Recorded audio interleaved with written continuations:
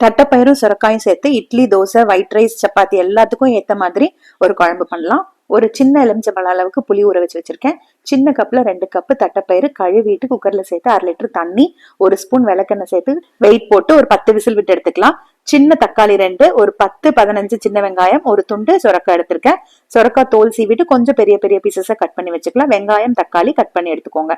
ஒரு கடாயில எண்ணெய் ஊத்திட்டு கட் பண்ணி வச்சிருக்க பொருள் எல்லாம் சேர்த்து 2 நிமிஷம் வதக்கிட்டு கொஞ்சம் மஞ்சத்தூள், குட்டி ஸ்பூன்ல 1 ஸ்பூன் மிளகாய் தூள், 2 ஸ்பூன் மல்லித்தூள், 1 ஸ்பூன் சாம்பார் தூள் சேர்த்துட்டு நார்மல் டீஸ்பூன்ல 1.5 ஸ்பூன் அளவுக்கு கல்லுப்பு சேர்த்து மிக்ஸ் பண்ணிட்டு ஒரு 3 டம்ளர் தண்ணி ஊத்தி தண்ணி கொதிக்க ஆரம்பிச்சதுமே மீடியம் ஃபிளேம்ல வச்சுட்டு மூடி வச்சுட்டு காய் வேகிற அளவுக்கு விட்டுருங்க. இப்ப நான் காமிச்ச அளவுக்கு தேங்காய் மிக்சியில நைஸா அரைச்சு எடுத்து வச்சுக்கோங்க. புளியும் கரைச்சு வச்சுக்கோங்க.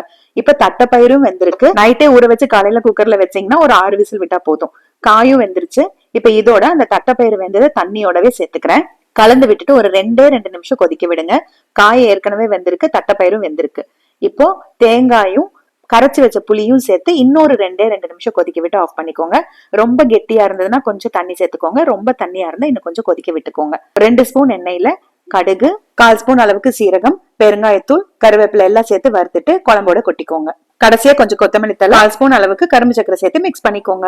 3 பேர் இருக்க ஃபேமிலிக்கு ஒரு நேரத்துக்கு ஒயிட் ரைஸ்க்கும் ஒரு நேரத்துக்கு இட்லி ஒரு தோசைக்கு இந்த அளவு சரியா இருக்குங்க. ட்ரை பண்ணிட்டு கமெண்ட் பண்ணுங்க.